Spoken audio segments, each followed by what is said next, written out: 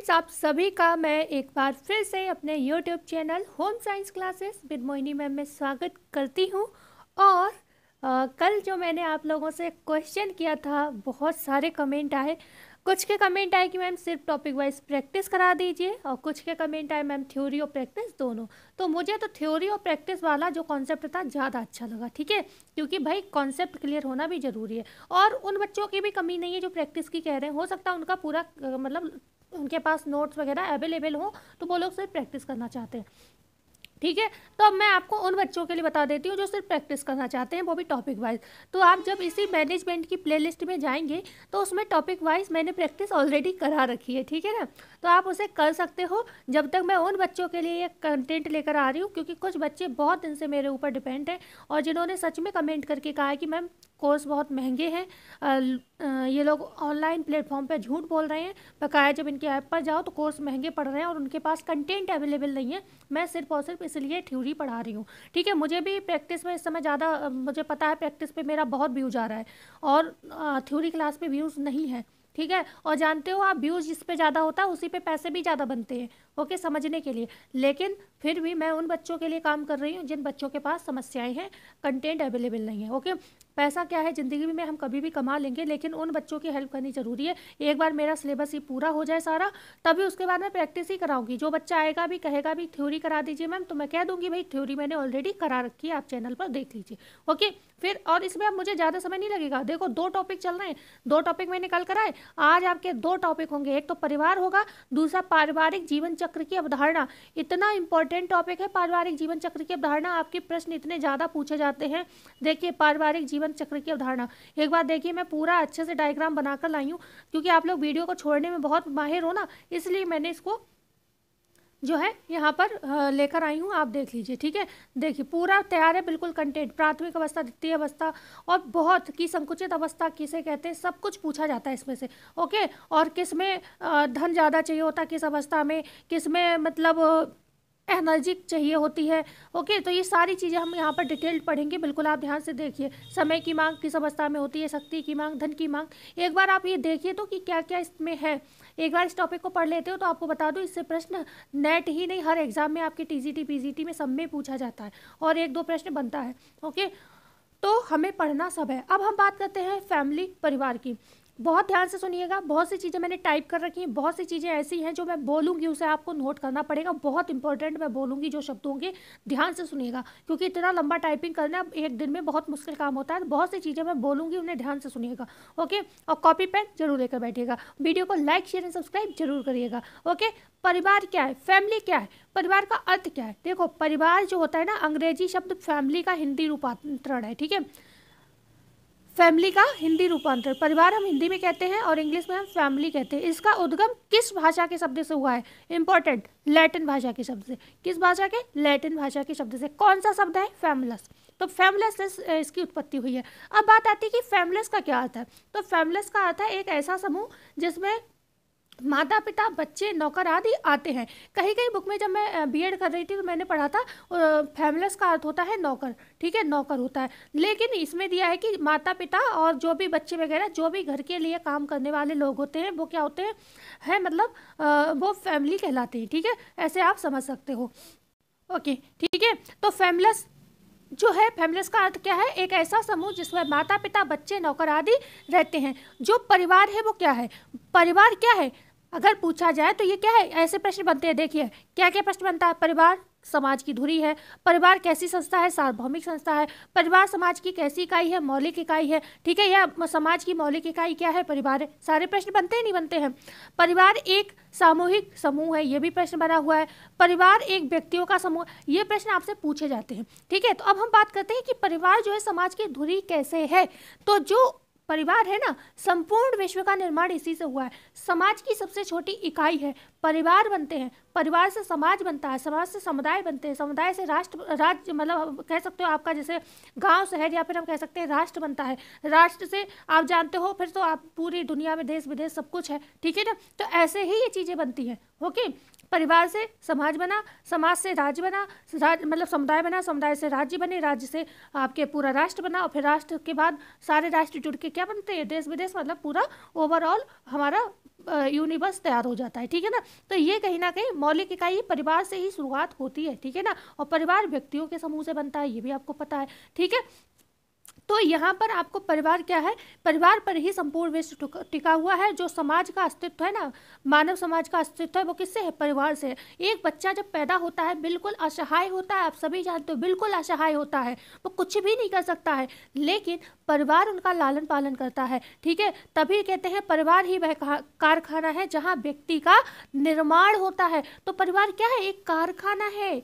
क्या है, कारखाना है। ये भी पूछा जा सकता है, भाई परिवार क्या, एक कारखाना है जहाँ व्यक्ति का क्या होता है, निर्माण होता है। बच्चा एक असहाय होता है जब पैदा होता है, लेकिन उसका लालन पालन करना, उसका पालन पोषण करना, उसे सही शिक्षा दीक्षा देना, उसे नैतिक ज्ञान देना, उसका शादी विवाह करके उसके पैरों पर उसे खड़ा करना, ये सब कौन करता है, परिवार करता है, ठीक है। आप जानते हो परिवार प्रथम पाठशाला कही जाती है। माता कौन है, प्रथम शिक्षक कही जाती है, ठीक है। क्यों, सामाजिक विकास की शुरुआत कहाँ से होती है, परिवार से होती है। तो सब कुछ तो परिवार ही करता है ना।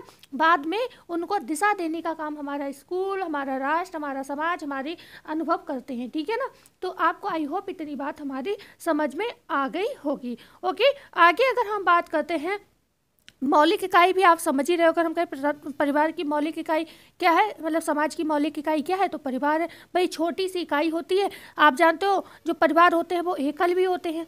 एकल में क्या होता है, एकल जो परिवार होते हैं उसमें सिर्फ कौन होते हैं, पति पत्नी और उनके बच्चे होते हैं। जैसे कह सकते हैं हम दो, हमारे दो। अब आपसे पूछा जाए कि संयुक्त परिवार क्या होता है, ठीक है ना। संयुक्त परिवार क्या होता है, तो संयुक्त परिवार आप ध्यान रखिएगा, संयुक्त परिवार जिसे ज्वाइंट फैमिली कहते हैं, उसमें माता पिता के माता पिता, ठीक है ना, ऐसे समझ सकते हो। या फिर आप ऐसे समझ सकते हो, माता पिता, उनके बेटे और बहू, उनके बच्चे, मतलब नाती पोते, या फिर अविवाहित जो लड़कियां हैं वो भी इसमें शामिल होती हैं, ठीक है ना। तो संयुक्त परिवार में चाचा चाची भी हो सकते हैं, भाई बहन भी हो सकते हैं, दादा दादी भी हो सकते हैं, और मतलब अविवाहित जो भी लड़कियां हैं वो भी यहाँ पर आएंगी, ठीक है। तो उसे हम संयुक्त परिवार कहेंगे। लेकिन इन सब का निर्माण किससे हो रहा है, मतलब पूरे संयुक्त परिवार हो चाहे कोई भी परिवार हो, सब मतलब व्यक्तियों से ही मिलकर बनता है। ओके, तो यहाँ पर परिवार एक सामूहिक समूह है, ठीक है। सामूहिक समूह कैसे है परिवार, अगर इसकी बात करें, देखो परिवार में कई लोग होते हैं। मान लो एक बच्चा होता है पैदा, तो क्या एक माँ ही संभालती है, हाँ ये बात और है कि प्रथम उत्तरदायित्व माँ बाप का ही होता है, लेकिन पूरा समूह, परिवार का जो पूरा समूह होता है वो काम करता है। बच्चा रोता है तो उसकी बुआ जी भी होती, वो भी संभाल लेती हैं, उसके और भाई बहन होते हैं वो भी संभाल लेते हैं, उसके दादी बाबा भी संभाल लेते हैं। तो क्या है, एक समूह है ये परिवार, ठीक है, व्यक्तियों से मिलकर बना हुआ है। ओके, और एक मॉर्डॉक महोदय की डेफिनेशन भी आपको याद होगी, उन्होंने कहा था परिवार वह सामूहिक समूह है जिसमें सामान्य आवास और आर्थिक सहयोग, इस तरीके की चीजें दी थी, और मतलब संतान को उत्पन्न करने की विशेषताएं पाई जाती है, इस तरीके की एक डेफिनेशन भी थी। और आपको पता है परिवार से बहुत सारी डेफिनेशन पूछी जाती है। आप पुरानी एग्जाम की जब टीजीटी पीजीटी की एग्जाम का एनालिसिस करोगे तो आपको पता चलेगा कि जो आपका ये परिवार वाला टॉपिक है, इससे सबसे ज़्यादा तो यही पूछा जाता है कि परिवार कैसी इकाई है, मौलिक इकाई है, ठीक है, समाज की, मतलब इस तरीके से इकाई वाले प्रश्न पूछे जाते हैं, और या फिर डेफिनेशन पूछी जाती हैं इससे ज़्यादातर। और ये दूसरा क्या पूछे जाते हैं, इसके कार्य पूछे जाते हैं कि कौन कौन से कार्य हैं एक परिवार के। तो ये प्रश्न ही मैं विशेष तौर पर आपको यहाँ पर मतलब इन टॉपिक पर मैं विशेष तौर पर यहाँ पर ध्यान दूंगी। जैसे कि परिभाषाओं की बात करें तो मैकाइवर एवं पेज ने क्या कहा है, मैकाइवर एवं पेज ने कहा है परिवार वह समूह है जिसे यौन संबंधों पर परिभाषित किया जाता है और पर्याप्त रूप से सीमित एवं स्थायी है तथा संतान उत्पत्ति एवं बच्चों के पालन पोषण के योग्य है। तो बच्चों के पालन पोषण के योग्य कौन है, परिवार है। ये किसने कहा है, मैकाइवर एवं पेज ने कहा है। और क्या कहा इन्होंने, यौन संबंधों पर परिभाषित किया है, मतलब यौन संबंधों वाला शब्द मिले या उचित पालन पोषण, मतलब बच्चों के पालन पोषण के योग्य कोई शब्द मिले तो वो डेफिनेशन मैकाइवर एवं पेज की होगी। ओके, थोड़े इनमें से शब्द पकड़ लो जो दूसरे में ना दिए हों और उसी के आधार पर आप डेफिनेशन याद कर सकते हो। ऑकबर्न एवं नीमकॉप ने क्या कहा है, जब हम एक परिवार के बारे में सोचते हैं तब हम इसे बच्चों सहित या बच्चों रहित एक पति पत्नी के रूप में या फिर एक स्त्री या पुरुष के रूप में चित्रित करते हैं। क्या कह रहे हैं ऑकबर्न एवं नीमकॉप, इन्होंने कहा है जब हम एक परिवार के बारे में सोचते हैं तब हम इसे बच्चों सहित या बच्चों रहित। कई बार ऐसा होता है बच्चे अभी, अब मान लो शादी हुई किसी की, नव दंपति हैं, तो आते ही तो बच्चे नहीं हो जाएंगे ना, तो बच्चे नहीं, लेकिन परिवार तो बन गया ना, मतलब दो लोग मिल तो गए ना, तो परिवार तो बन गया। लेकिन अभी ये जरूरी नहीं कि बच्चे हैं, बच्चे सहित भी हो सकता है, बच्चों रहित भी हो सकता है। ठीक है, एक पति पत्नी के रूप में या फिर एक स्त्री या पुरुष के रूप में चित्रित करते हैं। तो बच्चों सहित, बच्चों रहित, डेफिनेशन किसकी, आगवर्ण एवं नीमकौप की, बच्चों सहित बच्चों रहित। ठीक है ना, स्त्री पुरुष पति पत्नी, ऐसे शब्द याद कर लो किसकी, आगवर्ण एवं नीमकौप की।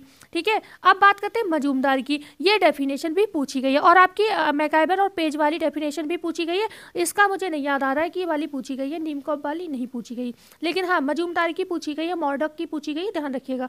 ठीक है, डॉक्टर मजूमदार ने क्या कहा है, परिवार एक व्यक्तियों का समूह है जो कि एक छत पकड़ लो, छत के नीचे, छत, मजूमदार कहाँ रहते हैं, छत के नीचे, बस इतना से डेफिनेशन याद कर लो। ठीक है, रहते हैं, मूल और रक्त संबंधी सूत्रों से बंधे रहते हैं तथा स्थान, रुचि, कृतज्ञता की अन्य सीमा के आधार पर संबंध की चेतना रखते हैं। मतलब सीधे सीधे इनकी जो डेफिनेशन है वो ये कहती है, जो परिवार है एक समूह है, किसका, व्यक्तियों का समूह। भाई व्यक्तियों से परिवार बनता है, कहाँ रहते हैं, एक छत के नीचे रहते हैं। भाई हम सब लोग एक छत के नीचे, मतलब एक मकान में रहते हैं, एक ही घर में रहते हैं। ओके, कमरे अलग हो सकते हैं लेकिन घर एक ही होता है, छत एक ही होती है। ओके, मूल और रक्त संबंधी सूत्रों, मतलब कैसे होते हैं, रक्त संबंधी ही होते हैं हम लोग ज़्यादातर, भाई एक फैमिली में रक्त संबंधी ही रहते हैं।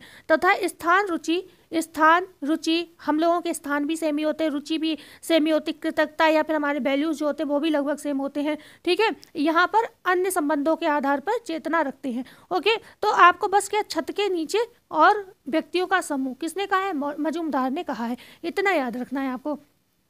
मॉर्डॉक के शब्दों में, जहाँ यही डेफिनेशन में बात कर रही थी, परिवार वह सामूहिक समूह है जिसमें सामान्य आवास, आर्थिक सहयोग तथा संतान उत्पत्ति की विशेषताएं पाई जाती हैं। ओके, संतान उत्पत्ति की विशेषताएं, संतान उत्पत्ति की विशेषताएं पाई जाती हैं या फिर सामूहिक समूह, किसने कहा है, मॉर्डॉक ने। बस सामूहिक समूह याद कर लो, क्योंकि इन्होंने क्या कहा है, व्यक्तियों का समूह कहा है। भाई इन्होंने, मजूमदार ने व्यक्तियों का समूह कहा है और यहाँ पर सामूहिक समूह है, तो बस सामूहिक समूह याद कर लो, मॉर्डॉक की डेफिनेशन है, बस याद हो जाएगी। ओके, पूरी डेफिनेशन कोई याद नहीं करता, कितना भी धुरंधर हो ना। देखो मैनेजमेंट की जो स्टार्टिंग की बेसिक वाली डेफिनेशन है, सबने उनके क्या किए हैं, की पॉइंट्स को उठाया है। ठीक है, इरिन ओपेनहीम ने क्या कहा, संस्कृति की जड़, देवदास ने क्या कहा है, बांध कहा है। तो क्या इतनी सी ही डेफिनेशन है, नहीं, डेफिनेशन बड़ी है। ठीक है, लेकिन उनको कट मार लिया है, बस उतने से आपको आंसर मिल जाता है। ओके, परिभाषाएं जो आगे है, बीसेंज एवं बीसेंज की बात कर लेते हैं। क्यों हमें इतनी परिभाषाएं किसी टॉपिक में नहीं लाए हैं जितनी परिभाषाएं हम इस टॉपिक में लाए हैं, क्यों लाए हैं, क्योंकि इससे पूछी जाती हैं। जैसे कि बीसेंज एवं बीसेंज के अनुसार, परिवार वह आधारीय एवं सार्वभौमिक संस्था है जिस पर प्रत्येक समाज का अस्तित्व निर्भर करता है। अच्छा, यहाँ से इतनी परिभाषाएं वगैरह पूछी क्यों जाती है, जो ये परिवार टॉपिक है ना आपका, ये आपके 12th क्लास की बुक में भी है। ठीक है, और टीजीटी पीजीटी का लेवल जो होता है लगभग 12th तक का होता है, इसलिए परिवार से डेफिनेशन ज़्यादा पूछी जाती हैं, क्योंकि डेफिनेशन और इसके कार्य ही महत्वपूर्ण है, बकाया ज़्यादा कुछ इसमें महत्वपूर्ण है नहीं, इस वजह से यही चीज़ें पूछी जाती हैं। बकाया तो सब चीज़ें वही दी हुई हैं जो चीज़ें हम लोग अपने घर में काम करते हैं, एक दूसरे को प्रेम करना, एक दूसरे को सहयोग देना, एक दूसरे के बुरे वक्त में काम आना, तो ये सब चीज़ें हमारे लोगों को अंडरस्टूड है, बिना हम पढ़े भी समझ सकते हैं कि परिवार के ये काम होते हैं। ठीक है, बस जो पॉइंट टू पॉइंट चीज़ें हैं आप उन्हें याद कर लीजिएगा। तो बीसेंज ने क्या कहा है, परिवार वह आधारीय एवं सार्वभौमिक संस्था है जिस पर प्रत्येक समाज का अस्तित्व निर्भर करता है। प्रत्येक समाज का अस्तित्व निर्भर कर रहा है, किसने कहा, बीसेंज ने। प्रत्येक समाज का अस्तित्व निर्भर कर रहा है, अस्तित्व। ठीक है, अस्तित्व की बात आ जाए, भाई अस्तित्व पर उंगली कौन उठा रहा है, बीसेंज। ठीक है, बस ऐसे आपको याद रखना है डेफिनेशन को, इसको और कुछ नहीं करना है आपको। परिवार वह आधारीय एवं सार्वभौमिक संस्था है जिस पर प्रत्येक समाज का अस्तित्व निर्भर है। देखो, बीसेंज ने भी सार्वभौमिक संस्था कहा है और मॉर्डॉक ने सामूहिक समूह कहा है और यहाँ पर मजूमदार ने व्यक्तियों का समूह कहा है। तो आप ये भी याद कर लोगे तो भी याद हो जाएगा। मजूमदार ने व्यक्तियों का समूह कहा है, मॉर्डॉक ने सामूहिक समूह कहा है और यहाँ पर सार्वभौमिक समूह कहा गया है। ठीक है, सार्वभौमिक संस्था बीसेंज ने, तो ऐसे भी आप जान लोगे तो भी याद हो जाएगा। ये डेफिनेशन भी पूछा गया है स्मिथ के शब्दों में। साधारणतः एक परिवार एक अविवाहित जोड़ी होती है जिसमें एक पुरुष, उसकी पत्नी, छोटे बच्चे सम्मिलित होते हैं, या यह एक सम उत्पत्ति समूह है जिसमें एक पुरुष, उसकी पत्नी या पत्नियां, क्योंकि पहले के समय में पत्नियां भी ज़्यादा हुआ करती थी। ओके, मतलब शादी करने का अधिकार था, कितनी भी कर सकते हो, खास तौर से पुरुषों के लिए, ठीक है ना। तो पत्नी या पत्नियां, बस इतने में कहानी खत्म। पत्नी या पत्नियां स्मिथ की डेफिनेशन है। उसके बेटे, बेटे की पत्नियां, उनके बच्चे एवं अविवाहित बेटी या बेटियां सम्मिलित होते हैं। अविवाहित बेटी, यहाँ पर थोड़ा मिस्टेक है, बेटियां, अविवाहित बेटा, बेटे, सॉरी, मतलब बच्चे तथा अविवाहित बेटियां होगा यहाँ पर, बेटियां, इतना काट दो, सम्मिलित होते हैं। ओके, अब हम बात कर लेते हैं मेनली कुछ की पॉइंट्स की, जो कि परिवार के विषय में पूछे जा सकते हैं आपसे कभी भी।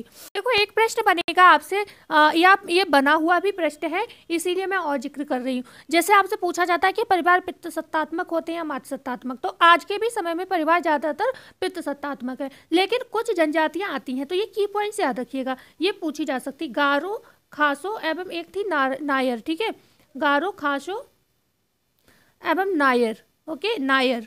तो ये जो जनजाति है ना, ये विशेष तौर पर क्यों पूछा गया है इनके लिए, एक बार पूछा गया आपका शायद खासों के विषय में पूछा गया है, गारो खासी होता है, ठीक है, गारो खासी एवं नायर जो जनजातियाँ, ये क्या है, जनजातियाँ हैं, जनजातियाँ, मतलब पिछड़े तबके के कुछ लोग हैं जो अपने कल्चर, अपनी संस्कृति को अभी भी नहीं छोड़ रहे हैं, बिल्कुल जैसे कह सकते हैं एक तरीके का आदि मानव वाला जीवन ये लोग जीते हैं, ठीक है ना। एक मतलब इस तरीके के लोग हैं जिन्होंने अभी अपने आप को डेवलप नहीं किया है, अपनी संस्कृति को पहले के हिसाब से ही ये लोग ढाले हुए हैं, और कहीं ना कहीं ऊंची पहाड़ियों पर, जंगलों में ये लोग निवास करते हैं। तो गारो, खासी एवं नायर जो जनजातियाँ होती हैं, इनमें जो वंशनाम है किसके नाम पर चलता है, मातृसत्तात्मक होता है। तो इसीलिए पूछा जाता है, क्योंकि ये थोड़ा इंपॉर्टेंट है, वंशनाम माता के नाम पर, मतलब मातृ सत्तात्मक हैं ये लोग, ठीक है, माता के नाम पर चलता है। ओके, नाम पर चलता है, इनका सरनेम किसके नाम पर होता है, माता के नाम पर। तो ये कैसे होते हैं, वंशनाम मातृ सत्तात्मक होते हैं, और इसीलिए ये प्रश्न पूछा गया है, क्योंकि अभी आप क्या जानते हो, महिला सशक्तिकरण के विषय में चीज़ें ज़्यादा होती हैं,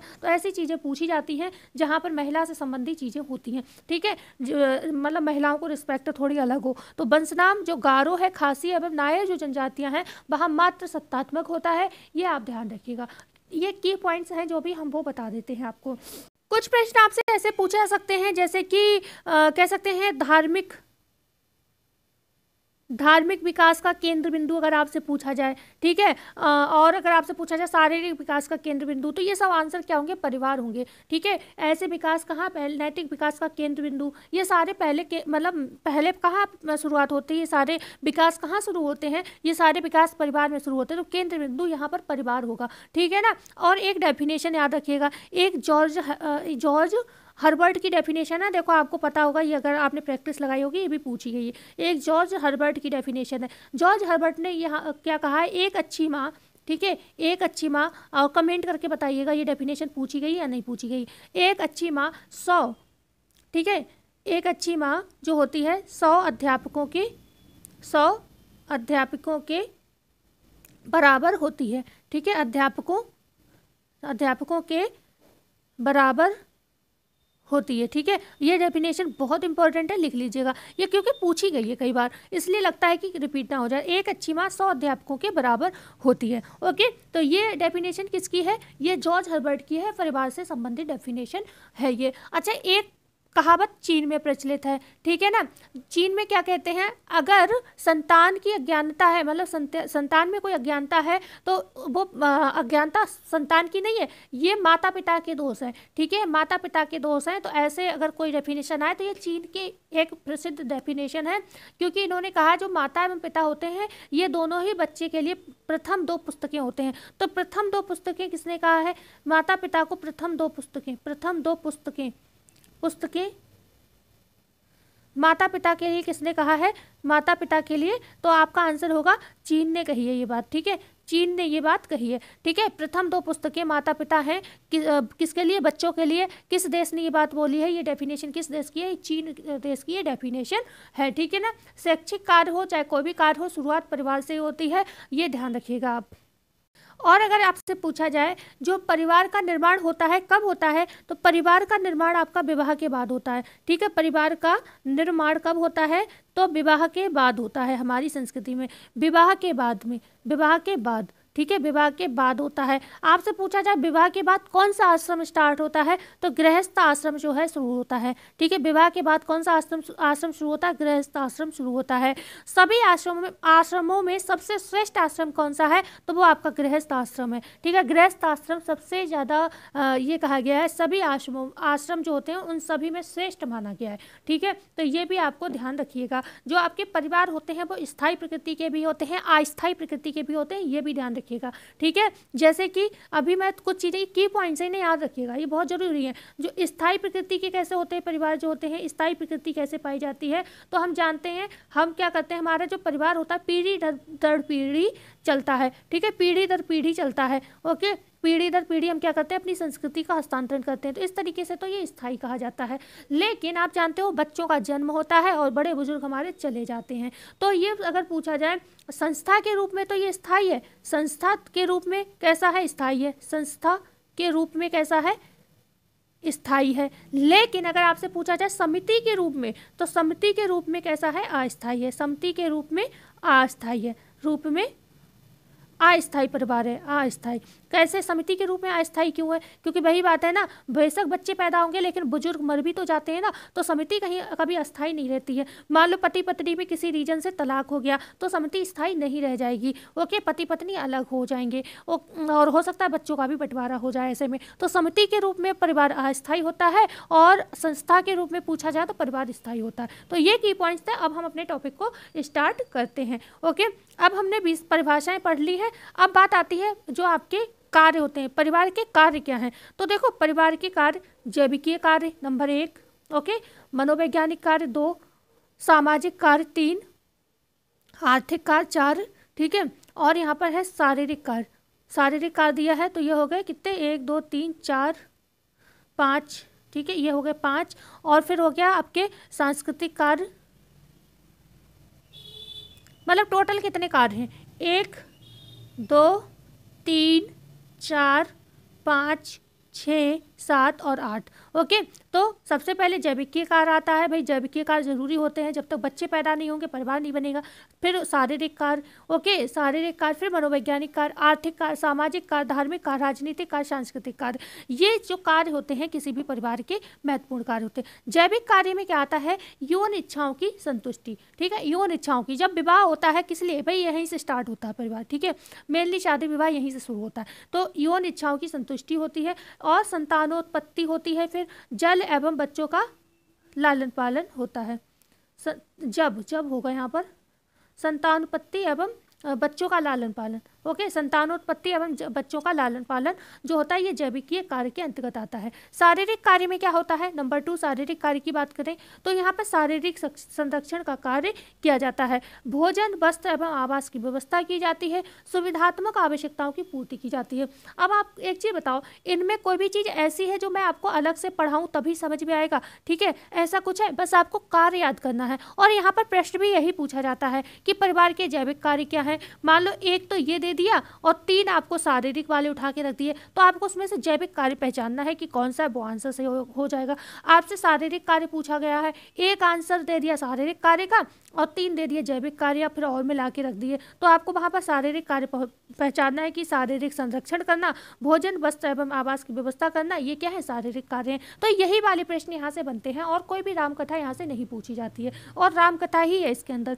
जैविक यौन इच्छाओं की संतुष्टि में क्या होगा, विवाह होगा, विवाह के बाद दोनों स्त्री पुरुष का मिलन होगा, स्त्री पुरुष के मिलन से मतलब क्या होगा, बच्चे का जन्म होगा, और साथ ही साथ यहाँ पर 2 परिवार के 2 संस्कृति के लोग आते हैं तो दोनों को समायोजन करना पड़ता है। अगर समायोजन नहीं करेंगे तो परिवार टूट जाएगा, बिखर जाएगा। ठीक है, ये सारी चीज़ें ही तो आपको पढ़नी है इसमें, तो ये चीज़ आपको अंडरस्टूड है। ओके, तो हमें 2 टॉपिक कंप्लीट करने हैं, तो इनमें मतलब मैं समय बर्बाद करना नहीं चाह रही हूँ, आपको बस पॉइंट इनके याद करने हैं। और आप जब भी PYQ देखोगे तो यही प्रश्न बने हैं। तो शारीरिक कार्य क्या है, शारीरिक संरक्षण का कार्य, भोजन, वस्त्र एवं आवास की व्यवस्था, सुविधात्मक आवश्यकताओं की पूर्ति करना। ओके, अब हम बात कर लेते हैं मनोवैज्ञानिक कार्य क्या है। तो प्रेम व स्नेह देना और मानसिक सुरक्षा प्रदान करना, ये मनोवैज्ञानिक कार्य है। क्या करना है? प्रेम व स्नेह देना परिवार को और मानसिक सुरक्षा प्रदान करना, मतलब खास तौर से बच्चों को, ये परिवार का कार्य है। आर्थिक कार्य में क्या करते हैं? आर्थिक कार्य में हम करते हैं श्रम विभाजन। ठीक है, श्रम विभाजन मतलब श्रम का विभाजन करना। यहाँ पर पहले के समय में क्या होता है, स्त्री घर का काम संभालती थी और पुरुष बाहर की काम संभालते थे, और इस तरीके से छोटे मोटे काम बच्चों को भी दिए जाते थे, और अपने जो बड़े बूढ़े भी हैं जो बैठे बैठे कर सकते हैं अपनी कंडीशन के अकॉर्डिंग, वो भी काम करते थे। तो यहाँ पर श्रम का विभाजन होता है। ठीक है, उत्पादक इकाई, यहाँ पर हम बहुत सारी चीज़ें जैसे कि हमारे घर में जो आवश्यकताओं की चीज़ें हैं उनके उत्पादन का कार्य हम करते हैं। बचत एवं विनियोग का प्रबंध, मतलब बचत एवं विनियोग हम क्यों करते हैं? जैसे कि अभी आप पढ़ोगे पारिवारिक जीवन चक्र की अवधारणा, जब पढ़ोगे तो आप जानते हो, जब आपका परिवार स्थापित होता है, मतलब जब शादी होकर आते हो तो उस समय खर्चे ज़्यादा नहीं होते, बहुत ज़्यादा काम भी नहीं होते हैं क्योंकि बच्चे होते नहीं हैं। तो उस समय क्या है, आपकी इनकम तो वही है ना, नौकरी तो आपकी लगी हुई है, तो आपकी जो सैलरी, उसी सैलरी में आगे चल के आप बच्चों का लालन पालन करोगे, और उसी सैलरी में अभी आप 2-3 लोग हो। ठीक है, तो कम से कम आप उसमें से सेविंग कर सकते हो। ओके, तो विनियोग एवं प्रबंध का कार्य भी कौन करता है? परिवार करता है। और कैसा कार्य है? ये आर्थिक कार्य। तो इस समय आप क्या कर सकते हो, आपके बच्चे वगैरह नहीं है, खर्चे कम है, तो आप क्या कर सकते हो, उन्हें पैसे को लगा सकते हो, कहीं भी बचत कर सकते हो, प्रॉपर्टी खरीद कर डाल सकते हो, कुछ भी कर सकते हो। फिर आगे चलकर उत्तराधिकारी का निर्धारण करना, मतलब जब आप बुजुर्ग हो जाओगे तो आपको क्या करना होता है आर्थिक कार्य में? भाई अब आपसे नहीं हो रहा है, अब आप परिवार नहीं संभाल पा रहे हो, जिम्मेदारी अब आप किसी ना किसी को सौंपोगे, तो उत्तराधिकार का निर्धारण। अब तो खैर ऐसा होता है कि जैसे ही बच्चे काबिल होते हैं वो घर से निकल जाते हैं और वो अपना अलग अलग घर बसाते हैं जाके, लेकिन पहले के समय में ये चीज़ें पीढ़ी दर पीढ़ी होती थी। और आज भी जहाँ पर व्यवसाय होता है, मान लो जो सुनार लोग होते हैं, जहाँ पर मतलब यह टेक्सटाइल का बिजनेस है, जिन लोगों के पास बिजनेस होता है, आज भी उन लोगों को ये काम करना पड़ता है कि कौन सा बच्चा ज़्यादा होशियार है, तो उसको ये चीज़ सौंपी जाती है कि तुम इस बिजनेस को आगे लेकर जाओ। ठीक है, तो उत्तराधिकार का निर्धारण करना, तो ये सब कैसे कार्य, बस इतना याद रखो, ये कार्य आपके आर्थिक कार्य में आएंगे। श्रम का विभाजन, उत्पादन इकाई एवं बचत एवं विनियोग का प्रबंध करना, और उत्तराधिकार का निर्धारण करना। अब बात आती है कि सामाजिक कार्य क्या है। तो सामाजिक कार्य में क्या होता है? समाजीकरण करना, सामाजिक स्थिति निश्चित करना। ठीक है, सामाजिक नियंत्रण करना, मानव सभ्यता का विकास करना और उनका हस्तांतरण करना, क्योंकि पीढ़ी दर पीढ़ी हमारे परिवार के जो भी रीति रिवाज है वो चलते हैं। ओके, और शादी विवाह में मदद करना एक दूसरे की। मान लो 2 भाई हैं, एक थोड़ा गरीब है और एक अमीर है, तो ऐसा नहीं है कि भाई जो गरीब है उसकी बेटी की शादी या बेटे की शादी है तो अमीर वाले को उसकी हेल्प नहीं करनी चाहिए। तो यही तो परिवार है भाई, एक दूसरे के बुरे वक्त में काम आना। तो शादी विवाह में मदद करना। ओके, परिवारों में ये होता भी है कि मिलजुल कर चीज़ें होती है, शादी में होती है, हमारे यहाँ तो होती हैं ये चीज़ें कि मान लो कोई प्रॉब्लम है तो कि ये सामान तुम दे दो, ये सामान तुम दे दो, और अगली बार हमारे यहाँ जब शादी होगी तो वो बदला हो जाता है, ऐसे करके अच्छे से अच्छी शादी हो जाती है। ठीक है, तो यहाँ पर क्या है, सामाजिक कार्यों में क्या आएगा? समाजीकरण का मतलब सामाजीकरण आएगा। बच्चे का सोशलाइजेशन कहाँ से शुरू होता है? परिवार से शुरू होता है, ये भी आंसर आपको मिल गया। ठीक है, समाजीकरण करना बच्चे का। ओके, समाज के बारे में बताना, उन्हें ज्ञान कराना, सामाजिक स्थिति निश्चित करना कि आपकी जो एक होता है ना, हर समाज में हर व्यक्ति की एक रिस्पेक्ट होती है, वो मतलब समाज में पहचान एक होती है। चोरी करने वाले व्यक्ति की समाज में ये पहचान होगी कि अरे ये चोर है। कोई भी व्यक्ति अगर उसको अपने घर के आसपास देखता होगा तो घर में ताला लगा देता होगा कि चोर ना घुस जाए घर में। ठीक है ना, मतलब समझने के लिए। तो कहीं ना कहीं उसकी सामाजिक स्थिति यही है। तो आपकी सामाजिक स्थिति, अब हर कोई चोर तो नहीं होता, कुछ लोग बहुत इज्जतदार लोग होते हैं, तो उन्हें अपनी सामाजिक स्थिति को निश्चित करना और यही संस्कार अपने बच्चों में डालना। ठीक है, सामाजिक नियंत्रण करना, भाई जो भी चीज़ें हैं समाज के नियंत्रण में। सामाजिक नियंत्रण मतलब तात्पर्य ये है कि अगर परिवार ही, आप समझ लो जैसे कि परिवार होते हैं ना, वही आपका हर तरीके से विकास करते हैं। जैसे कि आज मान लो बहुत सारे रेप केसेस होते हैं, बहुत सारे गलत चीज़ें होती हैं, रोड पर लड़कियों को लड़के छेड़ते हैं, तो अगर उन्हें सही, मतलब मैं ये नहीं कह रही हूँ हर परिवार के बच्चे जो गलत निकल जाते हैं तो हर परिवार का ही दोष होता है कि उनके पेरेंट्स गंदे होते हैं तभी ऐसा होता है, नहीं। हम ये भी मानते हैं कि कई परिवार बहुत अच्छे होते हैं लेकिन बच्चे गलत निकल जाते हैं, चाहे संगति का असर हो या चाहे वो भी हो। लेकिन फिर भी हमारे परिवारों का ये कार्य है शुरू से ही उन्हें लड़कियों की रिस्पेक्ट करनी, खास तौर से लड़कों को सिखाई जाए। ठीक है, तो ये चीज़ें परिवार के लिए बहुत ज़रूरी है।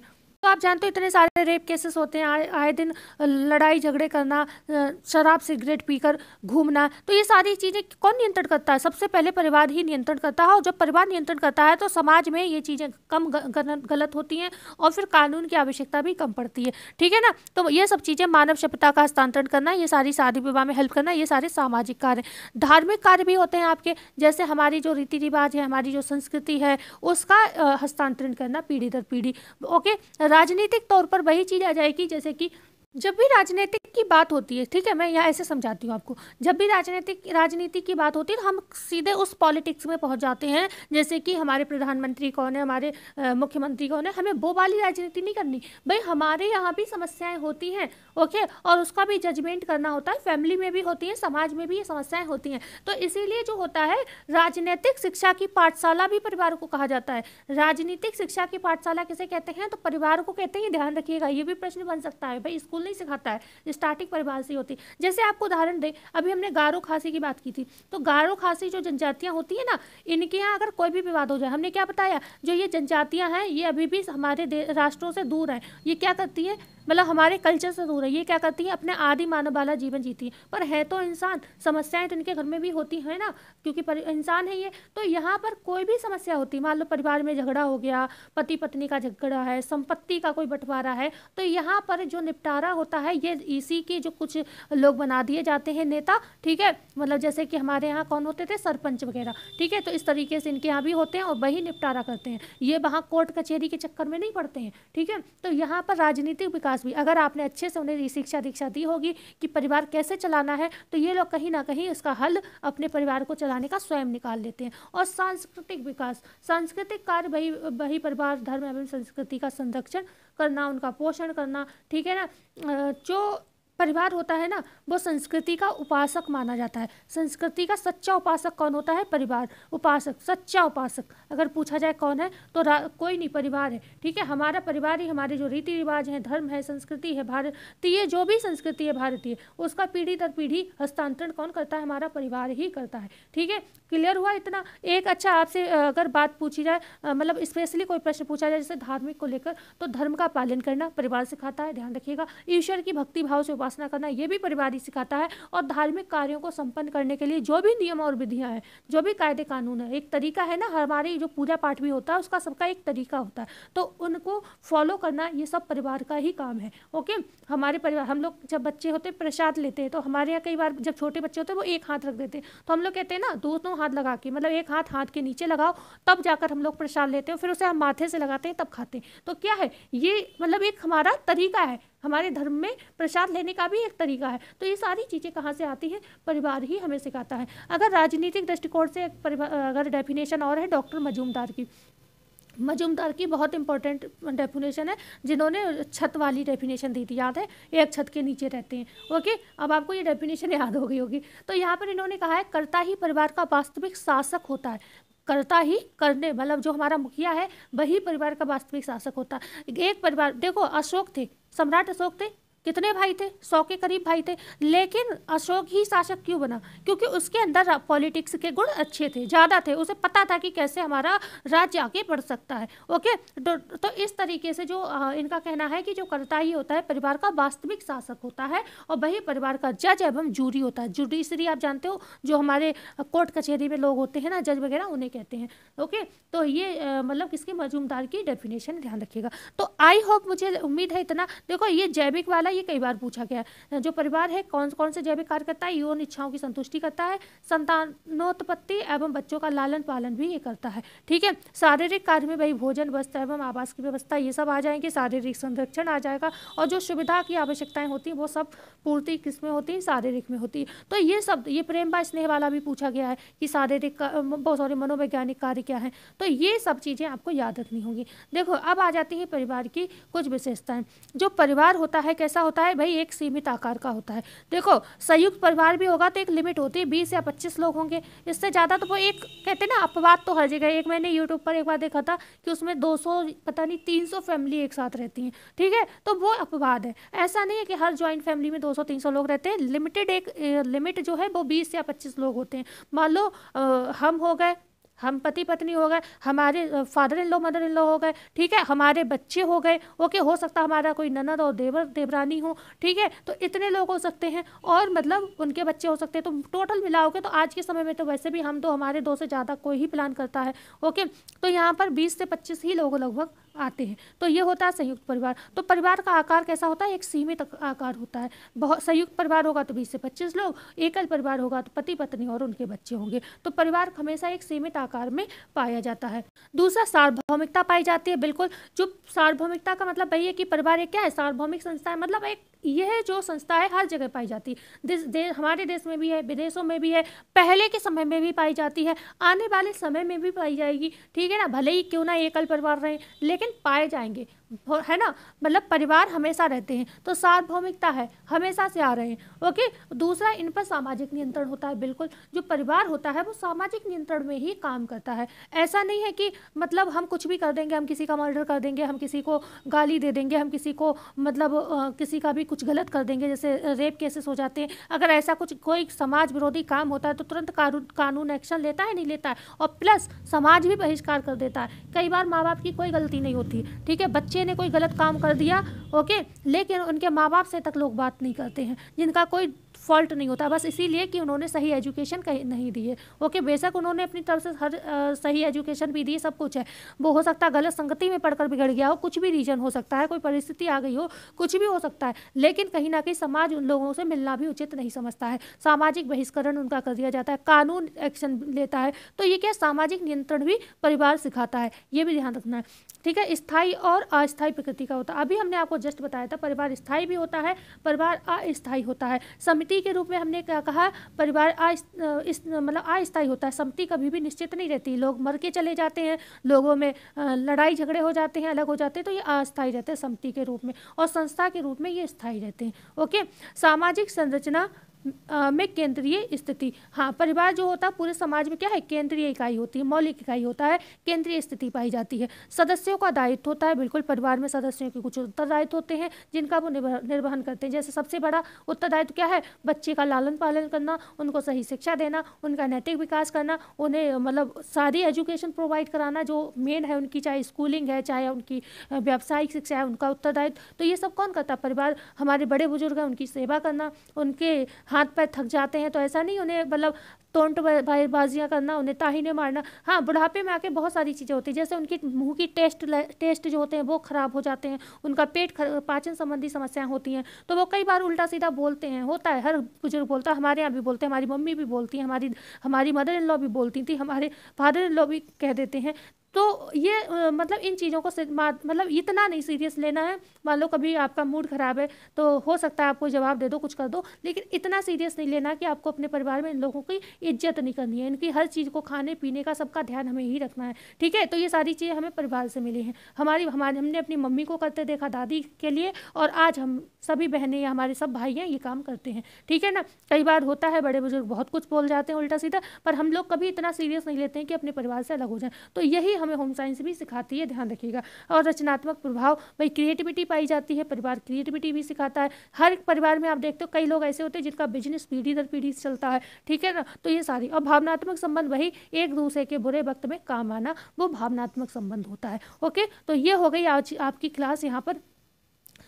ये मतलब वही चीज़ें, संतानोत्पत्ति भी करते हैं हम लोग, विवाह संबंध निभाते हैं, बच्चों का लालन पालन करते हैं, लैंगिक संबंध होते हैं यहाँ पर, तभी बच्चे होते हैं, ओके। और वंश नाम यहाँ पर हमने आपको बताया था, जो गारो, खासी, नायर जनजाति है वहाँ मात्र सत्तात्मक परिवार पाए जाते हैं। बकाया ज़्यादातर आपको पता है वंश नाम में जो परिवार होते हैं वो कैसे होते हैं? पितृसत्तात्मक होते हैं। और सामान्य आवास व्यवस्था होती है, एक परिवार एक ही परिवार में निवास करता है, ठीक है, तो सामान्य आवास व्यवस्था होती है यहाँ पर। तो ये आपकी हो गई, आज परिवार कंप्लीट हुआ, जो इंपॉर्टेंट था मैंने सब पढ़ाने की कोशिश की। अब बात करते हैं पारिवारिक जीवन चक्र की अवधारणा, ओके। पारिवारिक जीवन चक्र की अवधारणा, इस टॉपिक को भी बहुत अच्छे से पढ़िएगा, क्योंकि जो इससे पहले हमने पढ़ाया, जितना आ सकता है आपके पेपर में, मैंने सारा बताने की कोशिश की है। तो उम्मीद यहाँ पर भी मैं यही करूँगी, मैं अपनी तरफ से पूरा कहते हैं ना निचोड़ लेकर आई हूँ, आपको कुछ भी एक्स्ट्रा पढ़ने की आवश्यकता पड़ेगी नहीं, कहीं और कोई नोट्स या क्लास देखने की जरूरत नहीं पड़ेगी। आज हमारी ये क्लास कर लो, कल या परसों हम इसकी प्रैक्टिस कर लेंगे, जो भी अब तक हमने पढ़ाया है उसकी प्रैक्टिस कर लेंगे। तो ऐसे करके आपका पूरा कॉन्सेप्ट एंड थ्योरी कंप्लीट हो जाएगी। ओके, तो अब हम बात करते हैं पारिवारिक जीवन चक्र की अवधारणा, फैमिली लाइफ साइकिल की। कहाँ से आरंभ होता है भाई? सबसे पहले होता है विवाह संस्कार, और विवाह संस्कार से ही परिवार का निर्माण हो रहा था। ओके, तो आरंभ कहाँ हुआ? परिवार का विवाह संस्कार से। एक युवक था और एक युवती थे, दोनों मिले, क्या हुआ यहाँ पर? नए परिवार का आरंभ हुआ। युवक और युवती के मिलने से क्या हुआ? नए परिवार का आरंभ हुआ। उन लोगों में क्या हुआ? संबंध स्थापित हुए, ठीक है ना।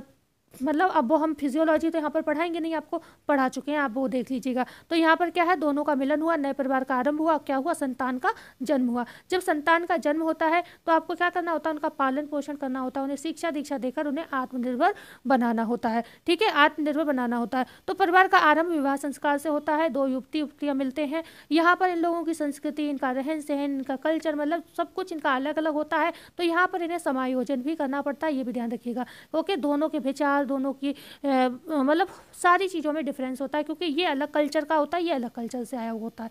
तो यहाँ पर बहुत चीज़ें आपको करनी पड़ती हैं। ओके, तब जाकर आपका परिवार बनता है। संतान, मतलब हमने यहाँ पर क्या कहा? पालन पोषण किया, शिक्षा दीक्षा दी, और बच्चा क्या हुआ? आत्मनिर्भर बन गया। अब यहाँ पर क्या होगा? संतान बाद में अपना परिवार अलग बना लेंगे। अब मतलब क्योंकि यहाँ पर पालन पोषण हो चुका है, आत्मनिर्भर भी बन गया, तो अब ये जाकर अपना परिवार अलग बना लेगा, ठीक है। और पत्नी अलग, मतलब पति पत्नी अलग रह जाते हैं, अकेले रह जाते हैं। मतलब जो जिनका यहाँ पर विवाह हुआ था ना, विवाह हुआ था, अब इनके बच्चे काबिल बन गए, अब इन्होंने अपना परिवार बना लिया, तो अब ये पति पत्नी क्या हो जाएंगे? अकेले रह जाएंगे, अलग नहीं, अकेले होगा, यहाँ पर रह जाते हैं। और ये जीवन चक्र चलता रहता है। फिर कल को इनके बच्चे होंगे, इनके मतलब सेम चीज़ इनके साथ यही हुई, इनका विवाह हुआ, इनके बच्चे हुए, फिर वो बच्चे काबिल बनेंगे, वो अलग हो जाएंगे। और यही तो लाइफ साइकिल है, यही तो फैमिली लाइफ साइकिल है। ये साइकिल ऐसे ही चलता रहेगा। इनका विवाह होगा, ठीक है, इनके बच्चे होंगे, काबिल बनेंगे, फिर इनके बच्चों का विवाह होगा, इनके बच्चे बनेंगे, काबिल बनेंगे, फिर इनके बच्चों का विवाह होगा। मतलब इस तरीके से ये लाइफ साइकिल चलती रहेगी। ओके, तो अब हम बात करते हैं यहाँ पर पारिवारिक जीवन चक्र की अवधारणा, जहाँ से प्रश्न आई होप आपके ज़्यादा पूछे जाते हैं। अच्छा, ओके, यहाँ से पहले तो एक डेफिनेशन बहुत इंपॉर्टेंट है, ये देख लीजिए। ग्रॉस एवं कैंडल के अनुसार जो इन्होंने कहा है, परिवार दो संबंधित छोटे व्यक्तियों से आरंभ होता है, अपनी विस्तृत अवस्था में ये वृद्धि करता है, और अंत में फिर वह दो वृद्धि व्यक्तियों पर आकर सिमट जाता है, ठीक है। जैसे कि अभी हमने यहाँ ऊपर आपको बताया था कि दोनों मिले और क्या हुआ? बच्चे हुए, बच्चों का लालन पालन किया, शिक्षा दीक्षा दी, और अब वो काबिल हो गए, उन्होंने अपना परिवार बना लिया, और अब ये दोनों अकेले रह गए, ठीक है ना। तो यहीं पर ये जो वृद्ध व्यक्ति होते हैं, मतलब उन्हीं पर एक परिवार आ जाता है, मतलब ये बाद में खाली घोंसला, मतलब अकेले रह जाते हैं। ओके, अब बात करते हैं धारणा का विकास, डेवलपमेंट ऑफ द कॉन्सेप्ट। भाई ये कॉन्सेप्ट कहाँ से आया? हमने परिवार पढ़ लिया, तो ये पारिवारिक जीवन चक्र की अवधारणा हमें पढ़ने की क्या आवश्यकता थी? ओके, तो इसकी अब हम बात करते हैं। ओके, और परिवार में अभी हमने आपको इतनी सारी चीज़ें पढ़ा दी कि परिवार हमारा सामाजिक, शारीरिक, जैविक हर तरीके का विकास करता है, ठीक है। ये सब चीज़ें हम पढ़ चुके हैं, तो उनको हमें यहाँ पर कुछ पढ़ने की आवश्यकता नहीं है, वही चीज़ यहाँ पर आएंगी। ओके, तो अब हम इसके कॉन्सेप्ट को पढ़ लेते हैं कि भाई क्या आवश्यकता पड़ी। तो 18वीं शताब्दी तक पारिवारिक जीवन चक्र का कोई विशेष महत्व कहाँ नहीं था? गृह प्रबंध में नहीं था, ठीक है। जो होम मैनेजमेंट में अब हम ये पढ़ रहे हैं, पारिवारिक जीवन चक्र की अवधारणा या फैमिली लाइफ साइकिल, इसको 18वीं शताब्दी तक कोई जानता तक नहीं था कि ये क्या भला है, ठीक है ना, ऐसे समझ सकते हो। लेकिन ना ही इसे अर्थशास्त्री इस पर ध्यान देते थे। लेकिन समय, धन एवं शक्ति का उपयोग पारिवारिक जीवन चक्र में किस तरह होता है, इस पर किसी का ध्यान नहीं गया। मतलब जो आपका परिवार होता है, इसमें समय कितना कब लगता है, इसमें कितना धन कब खर्च होता है, इसमें कितनी शक्ति की आवश्यकता कम होती है, इन सब चीज़ों पर किसी का कोई ध्यान नहीं गया था। लेकिन कुछ लोगों के दिमाग में खुजली होती है ना, तो ये कौन थे? राउंट्री महोदय थे। इनके दिमाग में खुजली हुई, इन्होंने क्या कहा? पारिवारिक जीवन चक्र की अवधारणा का श्रेय, मतलब इन्होंने क्या किया? इसका तुलनात्मक अध्ययन किया। तुलनात्मक अध्ययन अगर पूछा जाए किसने किया, तो राउंट्री ने किया। अब ये डेफिनेशन पढ़ लो पूरी। पारिवारिक जीवन चक्र की अवधारणा का श्रेय इंग्लैंड के निवासी राउंट्री को जाता है। तो पारिवारिक जीवन चक्र की जो अवधारणा का श्रेय पूछा जाए किसे जाता है, तो वो राउंट्री को दिया जाता है। राउंट्री और बिगलो दो महत्वपूर्ण व्यक्ति हैं इस कॉन्सेप्ट में, ठीक है। तो राउंट्री ने क्या किया है? सिर्फ इस अवधारणा को दिया है और क्या किया है, राउंट्री महोदय ने अपने अध्ययन में पारिवारिक जीवन चक्र में होने वाली विभिन्न आवश्यकताओं का तुलनात्मक अध्ययन किया है तथा इसका प्रकाशन किस पुस्तिका में किया है या पत्रिका में किया, तो यॉर्क में किया है। ठीक है, यॉर्क पत्रिका किसकी है, तो आप कहोगे राउंट्री की है, राउंट्री की है। इसमें किस चीज का प्रकाशन किया गया, तो पारिवारिक जीवन चक्र की आवश्यकताओं का तुलनात्मक अध्ययन किया गया। अब पारिवारिक जीवन चक्र की आवश्यकताएं क्या होती हैं, तो वही समय हो गया, धन हो गया, शक्ति हो गई। ठीक है, हर स्टेज में समय, धन, शक्ति एक जैसी नहीं चाहिए होती। प्रथम स्टेज में क्या होता है, समय भी होता है, भाई बच्चे नहीं होते तो समय भी होता है, धन भी होता है क्योंकि खर्चे एक्स्ट्रा नहीं होते हैं, और शक्ति भी उतनी नहीं लगती। हाँ, अगर महिला भी जॉब कर रही है तब तो है, घर का भी करेगी, फिर वो बाहर का भी करेगा, है तो है। लेकिन अगर यहाँ पर महिला वर्किंग नहीं है, मतलब खाली हाउस वाइफ है, तब उसके पास शक्ति है। भाई सुबह जैसे ही पति निकला, थोड़े 1 घंटे में आपने घर के सारे काम किए, उसके बाद आप पूरे दिन आराम करोगे। ठीक है ना, तो इस तरीके से कहीं ना कहीं तुलनात्मक अध्ययन किया गया कि कब शक्ति और समय और धन की ज़्यादा आवश्यकता होती है। ये किसने किया, राउंट्री ने किया। ओके, पारिवारिक जीवन चक्र की कितनी अवस्थाएं हैं, मुख्य 3 अवस्थाएं हैं। कितनी, 3 हैं। एक तो है आपकी प्रारंभिक अवस्था, बिगिनिंग फैमिली, विस्तृत अवस्था जिसे एक्सपेंडिंग फैमिली कहते हैं, और तीसरी संकुचित परिवार जिसे हम कॉन्ट्रैक्टिंग फैमिली कहते हैं। तो ये 3 आप एज इट इज़ इनको याद कर लो, क्योंकि अभी हम आगे इनको डिटेल पढ़ेंगे। तो कितनी आपसे पूछी जाए पारिवारिक जीवन चक्र की अवस्थाएं कितनी है, तो 3 है, प्रारंभिक परिवार, विस्तृत परिवार और संकुचित परिवार। लास्ट में परिवार संकुचित हो जाता है, वृद्ध लोग अकेले रह जाते हैं। अभी मैं इस पेज को अभी आपको बताऊंगी, थोड़ा रुक जाइए, वो नीचे पढ़ लो।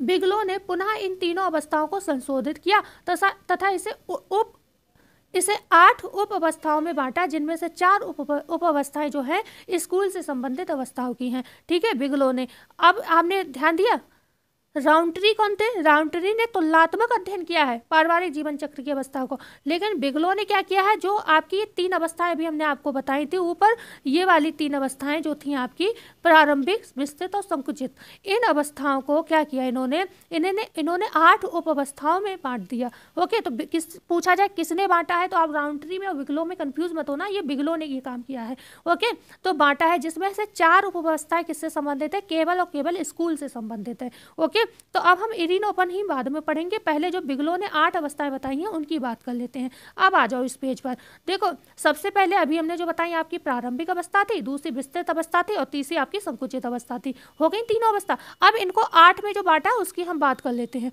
8 में बांटा है, देखो ऐसे आप देख लो थोड़ा सा, फिर हम आपको जूम करते हैं।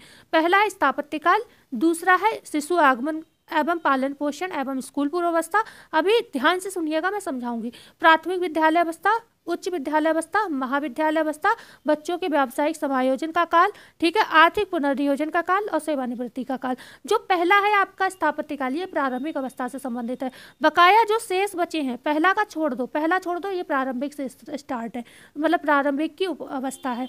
अब आप आ जाओ दूसरी, ठीक है, और तीसरी और चौथी और 5वीं और 6ठी।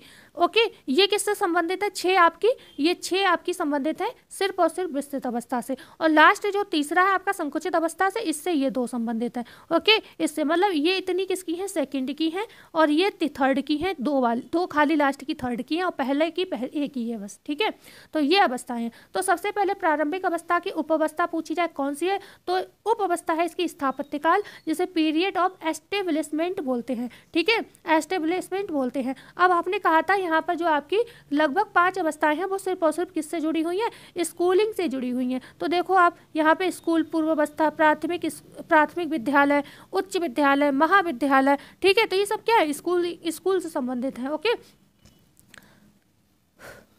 तो अब हम इनको डिटेल में पढ़ लें। और यहाँ पर संकुचित अवस्था में क्या होता है, आर्थिक पुनर्नियोजन काल, मतलब बच्चे निकल गए हैं, बच्चों का विवाह हो गया, बच्चों ने अपना परिवार अलग बसा लिया, अब कौन रह गए, वृद्ध माता पिता रह गए। अब अगर इनकी जॉब मतलब एक ऐसी जॉब थी जहाँ पर इन्हें पेंशन वगैरह मिल रही है, तब तो इनका कोई समस्या नहीं होगा, क्योंकि इन्हें पेंशन मिल रही है, या फिर इन्होंने सेविंग कर रखी है, तो इन्हें कोई समस्या नहीं होगी। लेकिन अगर ये लोग कैसे, जैसे मजदूर वर्ग में आते थे या गरीब थे पहले से ही, मतलब उतना ही चल रहा था कि कमाया और खाया, गया, ठीक है। तो ऐसे लोगों को बुढ़ापे में बहुत दिक्कत होती है, क्योंकि इनके पास ना कोई सेविंग होती है, ना इनको कोई पेंशन वगैरह मिलती है, और बच्चे भी इनको कहीं ना कहीं उतने वेल एजुकेटेड या कह सकते हैं मतलब इतने वो नहीं होते हैं कि अपने पेरेंट्स को बहुत अच्छे से सेवा कर सके। ओके, कई बार एजुकेटेड लोग जिनके पास पैसा होता है वो भी अपने माता पिता की सेवा नहीं कर पाते हैं। ओके, तो इन लोगों के साथ तो वैसे भी समस्या होती है, लोग कम पढ़े लिखे होते हैं, इनकी भी इनकम ज़्यादा अच्छी नहीं होती है, तो कहीं ना कहीं यहाँ पर वृद्ध लोगों को बहुत समस्याओं का सामना करना पड़ता है। और सेवानिवृत्ति का काल मतलब रिटायरमेंट, तो ये एक क्वेश्चन और बन सकता है कि सेवानिवृत्ति रिटायरमेंट सबसे पहले किसका होता है। तो खासतौर से अगर महिला हाउस वाइफ है तो उसका रिटायरमेंट पहले होता है, क्योंकि बच्चे शादी हुए बाहर निकल गए। लेकिन अगर पुरुष जॉब में है तो 65 साल के करीब रिटायरमेंट होता है, तो पुरुष बाद में यहाँ पर रिटायर होता है। मतलब आर्थिक जो संकुचित अवस्था में पत्नी जो है पहले फ्री होती है, पति बाद में फ्री होता है। तो ऐसा कोई क्वेश्चन घुमा के पूछ लें तो आपको पता होना चाहिए। अभी हम इनको भी डिटेल में पढ़ेंगे, बिल्कुल इनसे बहुत सारे प्रश्न बनते हैं जिनको हम डिटेल में पढ़ेंगे, लेकिन उससे पहले हम ये इरीन ओपनहीम के 4 हैं, इन्हें निपटा लेते हैं। इरीन ओपनहीम के अनुसार पारिवारिक जीवन चक्र की कितनी 4 अवस्थाएं हैं। कौन कौन सी हैं भाई? 4 अवस्थाएं हैं। कौन कौन सी हैं? एक अकेला व्यक्ति, यह इरीन ओपनहीम वही हैं जिन्होंने गृह प्रबंधन को संस्कृति की जड़ कहा है। तो इन्होंने कहा एक अकेला व्यक्ति, नव दंपति, विस्तृत परिवार और संकुचित परिवार। मतलब एक अकेला व्यक्ति मतलब द सिंगल पर्सन, अकेला था, फिर उसका विवाह हुआ, नव दंपति बने मतलब द बिगिनिंग फैमिली हुई। ओके, विस्तृत परिवार मतलब इसके बाद इनके बच्चे हुए तो ये एक्सपेंडिंग फैमिली में आ जाएगा, क्योंकि बच्चे से परिवार बढ़ गया। फिर संकुचित परिवार द कंट्रैक्टिंग फैमिली, मतलब बच्चों की शादी भी हो गई, बच्चे निकल गए, उन्होंने अपना व्यवसाय चुन लिया, उन्होंने अपना अलग परिवार बसा लिया। अब माता पिता जो यहाँ पर ये अकेला था, फिर 2 हुए। ओके, फिर परिवार बड़ा हुआ। अब ये जो अकेले थे और जो बाद में शादी होकर 2 हुए, ये बाद में बिल्कुल अकेले हो जाएंगे, वृद्ध माता पिता, ठीक है। तो ये होते हैं आपका संकुचित परिवार, जहाँ पर ये लोग अकेले हो जाते हैं। ओके, तो अब हम बात कर लेते हैं जो हमने अभी ऊपर पढ़ी थी आपकी 3 स्टेज, उनकी 3 स्टेज में जो पहली स्टेज थी, ठीक है, फर्स्ट स्टेज जिसे हम बिगिनिंग स्टेज कहते हैं, प्रथम अवस्था या प्रारंभिक अवस्था, अब हम उसकी बात करेंगे। ओके, इस अवस्था को क्या कहते हैं? स्थापत्य काल। तो कई बार यही प्रश्न पूछ लिया जाता है कि स्थापत्य काल किसे कहते हैं। तो कुछ लोग ये समझते हैं क्योंकि लास्ट में जब वृद्ध माता पिता अकेले रह जाते हैं तो वो भी अपने परिवार का स्थापन करते हैं नए तरीके से अपने हिसाब से, ठीक है, तो उसे भी स्थापत्य काल लोग समझ लेते हैं। तो स्थापत्य काल हम उसे नहीं कहते हैं, हम उसे स्थापत्य काल नहीं कहते। हम स्थापत्य काल किसे कहते हैं? जो फर्स्ट स्टेज है उसे कहते हैं पीरियड ऑफ एस्टेब्लिशमेंट। ओके, इसमें 2 भिन्न भिन्न परिवार, संस्कृतियों, जीवन दर्शन, मूल्य से आए वयस्क स्त्री पुरुष परिणय सूत्र में आबद्ध होकर एक परिवार का निर्माण करते हैं। तो पहला ही स्टेज ऐसा है जहाँ पर 2 अलग अलग कल्चर के लोग शादी करके एक परिवार को बनाते हैं। ओके, और सुखी संपन्न बनाने के लिए मतलब अपने परिवार को सुखी और संपन्न बनाने के लिए क्रियाशील रहते हैं, और इसी अवस्था में कार्य की आदतें, उत्तरदायित्व का विभाजन, दीर्घकालीन लक्ष्य आदि निर्धारित किए जाते हैं। अब ये भी प्रश्न है, ऐसा नहीं है, ये प्रश्न भी पूछा गया है कि इस अवस्था में क्या क्या चीज़ें आप लोग करते हो। तो एक तो अपनी कार्य की आदतें डालते हो। एक लड़की है, शादी से पहले चाहे कुछ नहीं करती हो, पर शादी के बाद अगर उसने नहीं किया कोई भी काम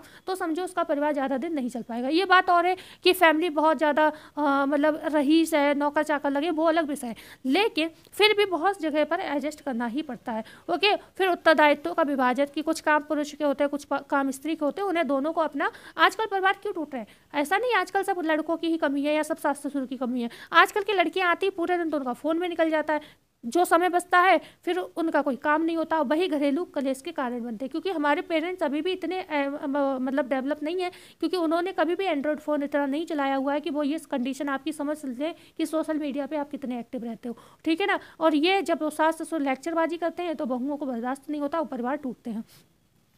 दीर्घकालीन लक्ष्य बनाते हैं हम लोग इसी में। ओके, इस समय में सैलरी होती है, हम लोग सोचते हैं सब, क्योंकि बच्चे होते नहीं, खर्चे कम होते हैं, तो कई बार कई आगे की प्लानिंग करते हैं कि यहाँ घूमने जाना है, बच्चों के लिए ऐसी शिक्षा देनी है, बहुत सारी चीज़ें हम लोग आगे की प्लान करते हैं, तो उनका निर्धारण भी करते हैं। ओके, अब आती है आपकी द्वितीय अवस्था। सारी चीज़ें इसमें हो गई, और यहाँ पर ये चीज़ ध्यान रखना है, यहाँ पर समायोजन बहुत महत्वपूर्ण है, क्योंकि समायोजन करना पड़ता है, अलग अलग कल्चर के लोग आते हैं, नहीं तो परिवार बिखर जाता है। द्वितीय अवस्था, विस्तृत अवस्था जो होती है, second stage the expanding family कहलाती है। यहाँ पर क्या होता है, ये अवस्था 20 से 25 वर्ष तक चलती है, इसे वृद्धि की अवस्था भी कहते हैं। पारिवारिक जीवन चक्र की सबसे महत्वपूर्ण अवस्था ये कहलाती है। प्रथम शिशु के आगमन होते ही ये अवस्था प्रारंभ होती है। तो जो द्वितीय अवस्था है आपकी, जो विस्तृत अवस्था है, कब शुरू होती है? प्रथम शिशु के आगमन से शुरू होती है, और कितने समय तक चलती है? लगभग 20 से 25 वर्ष तक ये अवस्था चलती है, और ये अवस्था जब बच्चे बड़े होकर अपने पैरों पर खड़े होकर स्वावलंबी बन जाते हैं तथा शादी विवाह करके अपना अलग गृहस्थी बसा लेते हैं, इस अवस्था में पति पत्नी को अनेक जिम्मेदारियों का वहन करना पड़ता है तथा धन की अधिक आवश्यकता भी होती है। इस अवस्था में बहुत चीज़ें पति पत्नी को करनी पड़ती हैं। मान लो बच्चों की शादी है, बेशक बच्चे कमाने लगे हैं, लेकिन ऐसा नहीं कि बच्चों की मान लो तुरंत ही नौकरी लगी और उसकी शादी तय हो गई, तो यहाँ पर सारे खर्चे, गहने हैं, जेवरात हैं, जो भी शादी विवाह का खर्चा है माता पिता को ही उठाना पड़ता है। तो यहाँ पर बहुत ज़्यादा समायोजन परिवार को करना पड़ता है, पति पत्नी को बहुत ज़्यादा समायोजन यहाँ पर करना पड़ता है। समायोजन मतलब हर तरीके से परेशान, मतलब शक्ति भी ज़्यादा देनी होती है, मतलब पैसे भी ज़्यादा खर्च होते हैं, शिक्षा में खर्च होते हैं, शादी विवाह में खर्च होते हैं, तो बहुत सारी जिम्मेदारियां यहाँ पर निभानी पड़ती हैं। जो आपका विस्तृत परिवार मतलब सेकेंड स्टेज जो है आपकी, इसकी कुछ चीज़ें आपको ध्यान रखना है। जैसे इनकी जो मुख्य अवस्थाएं हैं पूछी जाती कौन कौन सी हैं, तो एक है स्कूल पूर्व शिशु पालन एवं स्कूल पूर्व अवस्था, मतलब हम इस अवस्था में शिशु का पालन पोषण करते हैं, बच्चे का जन्म होता है तभी ये अवस्था शुरू होती है ना। और फिर हम बच्चों को स्कूल भेजने की मतलब तैयारी करते हैं, जिसे हम प्राथमिक स्कूल अवस्था कहते हैं। तो जो शिशु का पालन पोषण कर रहे हो आप लोग, घर में है शिशु, ये स्कूल पूर्व अवस्था कहलाएगी। फिर हम उसे स्कूल भेजते हैं तो उसे प्राथमिक स्कूल अवस्था भी इसी में आ जाएगी। और स्कूल अवस्था उच्च स्कूल, मतलब फिर प्राथमिक के बाद उच्च में जाता है, मतलब 8th क्लास, फिर 10th क्लास, फिर 12th क्लास की शिक्षा प्राप्त करता है, उसके बाद कॉलेज अवस्था में पहुंचता है। कई बार एक प्रश्न और पूछा जाता है कि इनमें से कौन सी ऐसी अवस्था है जो हर बच्चे को प्राप्त नहीं होती है। हालांकि हमारे देश और राष्ट्र में बहुत से बच्चे हैं जिन्हें प्राथमिक स्कूल भी नसीब नहीं होता है। उच्च जब प्राथमिक ही नहीं नसीब हुआ तो स्कूल के जो उच्च वाला है वो कैसे नसीब होगा, और जब ये नहीं पढ़ेगा तो यहाँ कैसे पहुँचेगा। लेकिन फिर भी कई बार ऐसा होता है कि मान लो नॉर्मल क्या होता है, हर पेरेंट्स यहाँ पे जो मतलब फ्री एजुकेशन जो पॉलिसी चल रही है सरकारी स्कूलों में, इस वजह से बहुत से पेरेंट्स एडमिशन करा देते हैं, बच्चे पढ़ते भी हैं।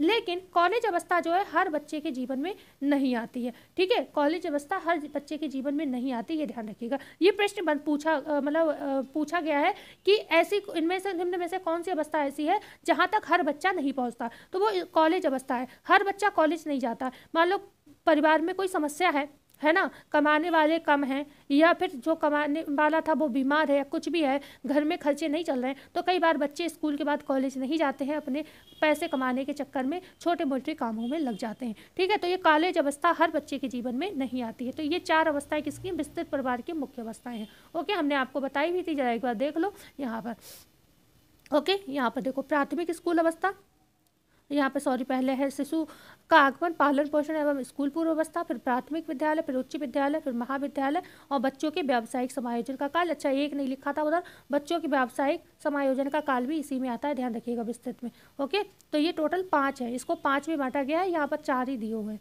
ओके, अब बात करते हैं हम तृतीय की। जो आपका तृतीय अवस्था संकुचित अवस्था थी, ठीक है। कॉन्ट्रैक्टिंग फैमिली क्या होती है, इस अवस्था में माता पिता बच्चों को शिक्षा दीक्षा देकर उन्हें योग्य बना देते हैं। बालक आर्थिक दृष्टि से स्वावलंबी एवं आत्मनिर्भर हो जाता है। ओके,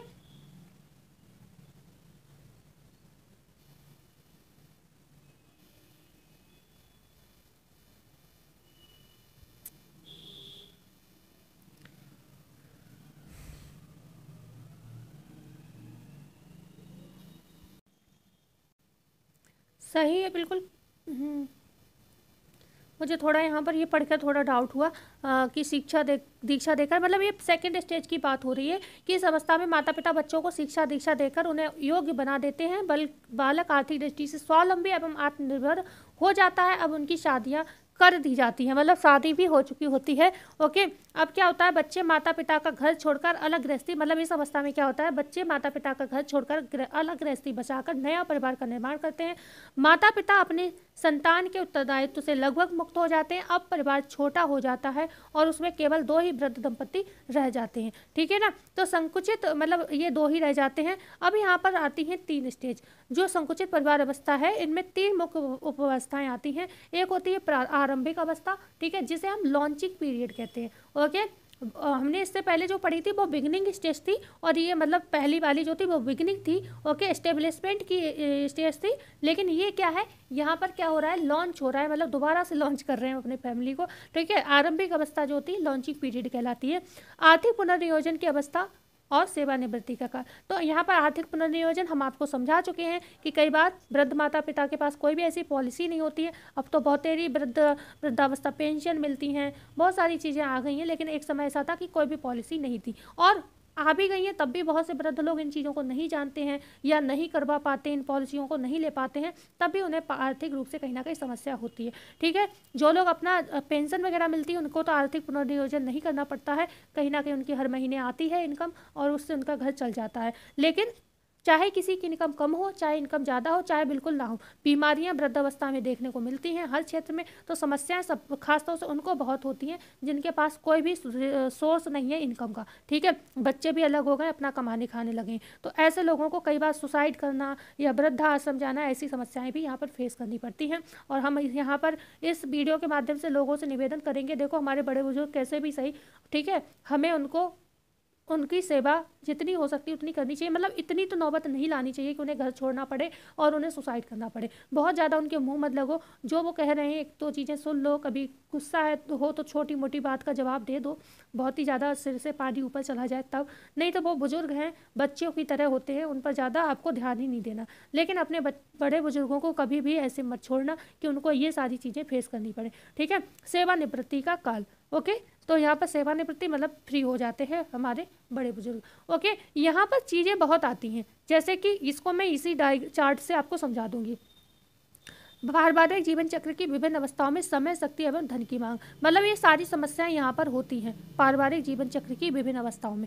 तो कहाँ पर किस शक्ति की ज़्यादा आवश्यकता है, कहाँ पर धन की ज़्यादा आवश्यकता है, कहाँ पर समय की ज़्यादा आवश्यकता है, इन सब चीज़ों की बात करेंगे। हालांकि जहाँ पर समय की मांग अधिक होगी वहीं पर शक्ति और धन की भी मांग अधिक होगी, ये भी ध्यान रखना। लेकिन फिर भी एक बार हम इस चार्ट को देख लेते हैं। जब हमने बात की थी प्रारंभिक अवस्था की, जिसको हम कहते हैं स्थापत्य काल, तो यहाँ पर समय जो होता है कम से अधिक देना होता है। जैसे आप जब कमा रहे थे, मतलब शादी नहीं हुई थी तब ये था, लाइफ आपके हिसाब से थी, तो लेकिन अब शादी हो गई तो कहीं ना कहीं उससे तो अधिक समय आपको देना पड़ेगा। आप ये नहीं सोच सकते हो जैसे हमारी लाइफ पहले चल रही थी, जब सो गए, जब मन हुआ सो गए, जब मन हुआ उठ गए, जब मन हुआ पढ़ लिया, जब मन हुआ खा लिया, तो अब आपको उससे तो ज़्यादा समय देना पड़ेगा। ठीक है, इतना तो नहीं कि आप कतई आज़ाद हो जाओ। ओके, और शक्ति की मांग थोड़ी कम होती है क्योंकि उतना काम नहीं होगा जितना अभी आपको जब ये वाली स्टेज आएंगी तब पड़ेगा, तो शक्ति की मांग थोड़ी कम होगी। ओके, समय जरूर ज़्यादा देना पड़ेगा, कम से अधिक, लेकिन ये जरूरी नहीं कि हर समय आपको काम ही करना। कई बार समय ऐसा होगा जैसे पति पत्नी को ही समय देना, ठीक है, ऐसे आप समझ सकते हो। तो उसमें ऐसा थोड़ी ना कि आप बहुत कोई इतना बड़ा काम कर रहे हो, आपस में बैठ के बातचीत कर रहे हो, चाय कॉफ़ी पी रहे हो, तो समय दे रहे हो, लेकिन ये थोड़ी ना कि आप इतना बड़ा कोई काम कर रहे हो जिसमें आप थक जाओगे, जिसमें आपकी शक्ति लगेगी। ठीक है ना, धन की मांग या मतलब घूमना फिरना हो गया, तो समय यहाँ पर ज़्यादा चाहिए होगा, शक्ति कम, और कम बचत, मतलब कम धन की मांग भी कम होगी। ओके, धन की मांग भी कम होगी, मतलब जो क्योंकि बच्चे नहीं है तो बच्चों के मुकाबले धन की मांग कम होगी। मतलब यहाँ पर आप बचत एवं विनियोग भी कर सकते हो, मतलब सेविंग्स भी कर सकते हो, कहीं पर शेयर मार्केट वगैरह में लगा सकते हो, मतलब इस तरीके के काम आप यहाँ पर कर सकते हो। तो धन की मांग इस तरीके की होती है। विस्तार अवस्था जो सेकेंड स्टेज होती है उसमें क्या होता है, संतानोत्पत्ति एवं बच्चों का लालन पालन आपको करता होता है, तो समय भी बहुत अधिक चाहिए होगा। ओके, बहुत अधिक शारीरिक, मानसिक एवं तनावपूर्ण थकान भी यहाँ पर होगी आपको, क्योंकि बच्चा क्या होता है कई बार रात भर नहीं सोता है, लेकिन आपको तो सुबह उठकर सभी काम करने हैं, हस्बैंड का टिफिन लगाना है, और हस्बैंड भी कहीं ना कहीं जब बच्चा रो रहा है रूम में तो उनकी भी नींद डिस्टर्ब होगी, उन्हें भी सुबह ड्यूटी जाना है। ठीक है, उन्हें भी जाकर वहाँ काम करना है। आप तो हो सकता है घर में फ्री हो जाओ, बाद में रेस्ट मिल जाए, लेकिन हस्बैंड तो निकल गया एक बार तो नहीं मिलना है उसे, तो वही ऑफिस में थोड़ी ना सोएगा जाके। ठीक है, तो इस तरीके की चीज़ें, मानसिक थकान एवं तनावपूर्ण थकान, ये सारी चीज़ें यहाँ पर देखने को मिल सकती हैं। ओके, और यहाँ पर भी धन की मांग बहुत अधिक होगा, क्योंकि जो छोटे बच्चे होते हैं, खासतौर से 1.5 साल के बच्चे बहुत जल्दी जल्दी बीमार होते हैं। ओके, रोग प्रतिरोधक क्षमता बहुत कम होती है, बहुत जल्दी जल्दी वो बीमार होते हैं, तो इसलिए उनकी जो दवाई गोली है उसमें ट्रीटमेंट में खर्चा होता है। फिर डिलीवरी होती है, जब बच्चा होता है तो माता की भी जांच वगैरह होती है, तो उसमें भी खर्चे होते हैं, अल्ट्रासाउंड वगैरह होते हैं, तो बहुत सारे खर्चे होते हैं। दूसरी हम बात करते हैं प्राथमिक विद्यालय अवस्था, यहाँ पर भी आपकी जो समय की मांग है वो अधिक होगी। ओके, क्योंकि बच्चे का होमवर्क भी कराना पड़ेगा, अब आपको उसे तैयार करके स्कूल भी भेजना पड़ेगा। ओके, यहाँ पर जो आपका मतलब यहाँ पर शक्ति है वो भी अधिक चाहिए होगी, भाई इन सब कामों को करने के लिए शक्ति भी चाहिए। और जो धन है कम से अधिक, कम से अधिक, मान लो यहाँ पर तो बस दवाई गोली का खर्च था, यहाँ पर थोड़ी सी किताबों का खर्चा बढ़ जाएगा, यूनिफॉर्म का खर्चा बढ़ जाएगा, वो सारी चीज़ें। लेकिन जैसे जैसे चीज़ें बढ़ती रहेंगी वैसे वैसे जो है खर्चा भी बढ़ता रहेगा। उच्च विद्यालय, यहाँ पर भी समय की मांग अधिक होगी आपकी, और जो आपकी शक्ति है वो भी मध्यम से अधिक चाहिए होगी, और यहाँ पर धन्य भी मध्यम से अधिक चाहिए होगा, मतलब बहुत ज़्यादा भी नहीं बहुत कम भी नहीं। ओके, ऐसा चाहिए होगा आपको। अब ये समझने वाली चीज़ें हैं, थोड़ा मतलब ये तरीका थोड़ा सही नहीं लगा मुझे, मध्यम से अधिक, कम से अधिक, इन सब चीज़ों का क्या मतलब हुआ, पर मैं समझ रही हूँ क्योंकि मैं पढ़ती रहती हूँ, लेकिन हो सकता है आप नहीं समझ पा रहे हो। और कई बच्चे ऐसे होंगे जो बहुत अच्छे से पढ़ चुके होंगे, इसको तो समझ रहे होंगे, कई बच्चे नए आए होंगे जिन्हें ये चीज़ें समझ नहीं आ रही होंगी। बस थोड़ा सा आपको दिमाग लगाना है यहाँ पर, ठीक है। मतलब मध्यम से अधिक, मतलब एक होता है कम से अधिक, मतलब कम से थोड़ा काम ज़्यादा करना, एक है मतलब कम से ज़्यादा जो आप कर रहे हो ना उससे भी थोड़ा सा ज़्यादा काम करना, ठीक है। इस तरीके से आप समझ सकते हो। महाविद्यालय में कम शक्ति, कम समय और सर्वाधिक धन की आवश्यकता होती है, क्योंकि महाविद्यालय में भाई बच्चे बड़े हो गए हैं, अपना काम नहाना धोना सब कुछ कर लेंगे, ओके, तो आपकी शक्ति और समय कम लगेगा, लेकिन आपको पैसा ज़्यादा देना है, क्योंकि यहाँ पर उनकी जो किताबें हैं वो भी महंगी होंगी, उनकी फीस भी ज़्यादा होगी, तो धन का खर्च यहाँ पर सर्वाधिक होगा। ओके, जब बच्चों का व्यावसायिक समायोजन हो जाएगा, थर्ड स्टेज आपकी शुरू हो जाएगी, तो यहाँ पर देखो बच्चों का जो व्यावसायिक समायोजन है ये हम समझ नहीं पा रहे हैं, बुक में कहीं पर ऐसा लग रहा है सेकेंड स्टेज में आ रहा है, कहीं पर ऐसा लग रहा है थर्ड स्टेज में आ रहा है। ओके, तो ये थोड़ा मुझे भी बार बार कन्फ्यूज़न पैदा कर रहा है। ओके, क्योंकि इस तरीके से लिखा हुआ है कि कई बार लग रहा है कि सेकंड स्टेज में ये आ रहा है और कई बार लग रहा है कि थर्ड स्टेज में आ रहा है। अब आप इसको थोड़ा देख लीजिएगा। तो यहाँ पर कम शक्ति, कम समय, लेकिन धन यहाँ पर भी अधिक, क्योंकि बच्चों के व्यवसाय में भी वो जाते हैं तो कई तरीके के खर्चे आपको करने पड़ते हैं। अब आ जाता है आपके आर्थिक पुनर्नियोजन का काल।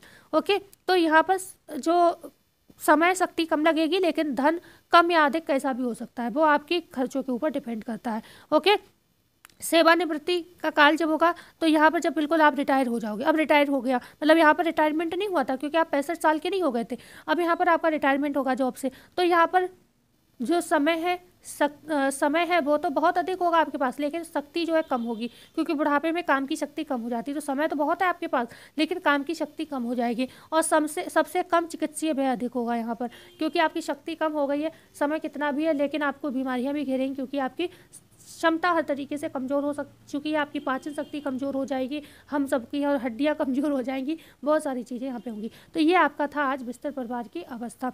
बहुत सारी चीज़ें ऐसी भी इसमें हैं जैसे कि ब्रेशार्ड महोदय थे, ठीक है, ब्रेशार्ड, तो ये नोट कर लेना, मैं लिखा दे रही हूँ। इन्होंने क्या कहा, 1920 में एक अध्ययन किया था, 1920 में एक अध्ययन किया था। उस अध्ययन में इन्होंने बताया था जो 1 वर्ष के बच्चे होते हैं उनकी देखभाल में, 1 वर्ष के बच्चों की देखभाल में कितना समय लगता है। खाली देखभाल की बात की थी तो इन्होंने बताया था 5 घंटे 41 मिनट, 5 घंटे 41 मिनट का समय लगता है, मिनट का समय लगता है, ठीक है।